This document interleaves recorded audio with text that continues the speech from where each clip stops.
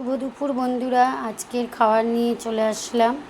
দেখো আজকে দুপুরের মেনুতে আমার কি আছে। এখানে আছে ভাত, গরম গরম ভাত।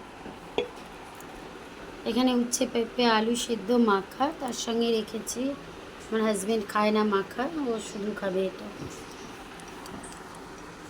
আর করেছি কুমড়ো শাক দিয়ে ডাল, এর মধ্যে কুমড়ো বেগুন আলু আর মুসুর ডাল দিয়ে, এটা রসুন শুকনো লঙ্কা দিয়ে করেছি কুমড়ো শাকের ডাল।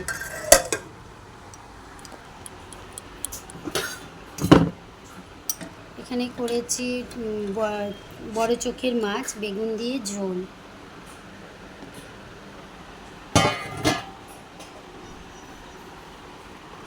এখানে 2 পিস বেগুন ভাজা আছে।